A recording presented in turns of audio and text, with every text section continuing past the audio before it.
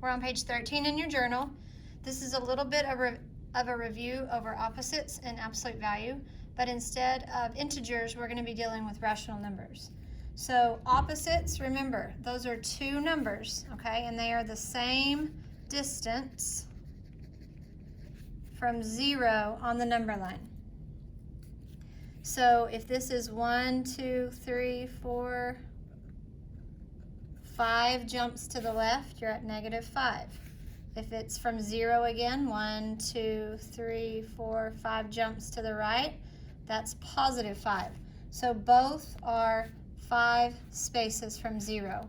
So opposites, an example would be -5 and +5. Okay, your absolute value, all right, you're just talking about the absolute value of one number. It is the distance from 0. How far from 0 is it on the number line?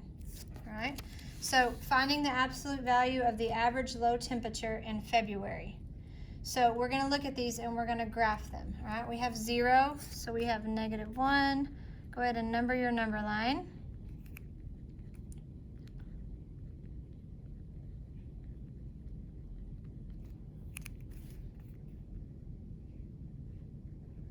It's kind of small, so if I'm writing small, I'm sorry. I got to go up to 16 because of that number right there. And again, if I'm ever going too fast, you pause it and catch up. So we're going to graph these on the number line. Okay, we have -10. So when we graph it, we put a dot. We have -8.5. Now think about on the positive side, this would be between 8 and 9. So it's going to be between -8 and -9. Okay, there's your -8.5. Then you have -2 6/10. So again, on the positive side, that would be between 2 and 3. So on the negative side, it's going to be in between -2 and -3. Okay, about a little over halfway. And then we have 16 way up here. All right. So let's complete the chart. We're going to find the opposite of the February temperature. So the opposite of -8.5 is going to be +8.5. Again, we can put the positive sign or not, it doesn't matter. The absolute value of February, meaning how far from 0 is it? That's going to be 8.5. Remember, absolute value is distance. Distance can never be negative, okay? So let's go up here and write always positive, okay? Our distance, our absolute value is always positive.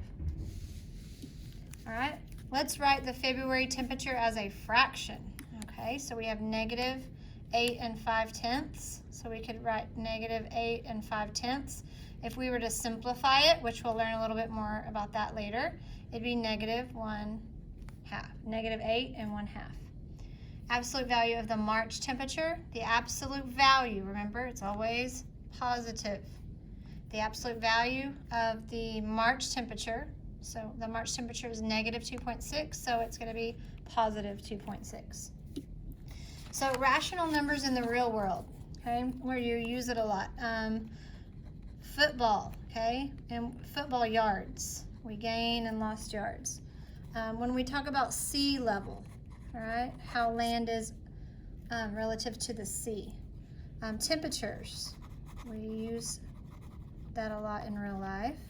Okay, our bank accounts, and really any, bank accounts, and any sports scores, all right? So especially we use with the golf scores.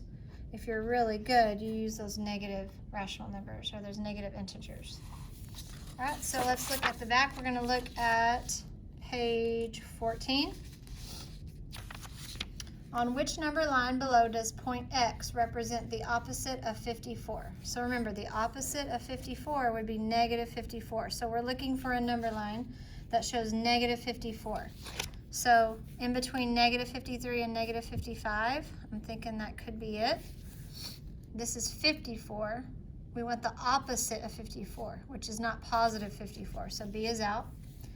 Okay, here between -51 and -53 is going to be -52. All right? So that's out. And then we have 45. So again, our opposite of positive 54 is negative 54. What is the absolute value of negative 14 and 5800ths? Well, absolute value, remember, always positive. So we're going to find this number in its positive form, and that's going to be how far away from 0 that it is. That is the absolute value. Number 3, which number could be the absolute value of another number? So again, absolute value has to be positive. So this is negative. It can't be the absolute value. Positive, yes. Negative, no. Negative, no. So this is the only one that could be an absolute value of another number because it's positive.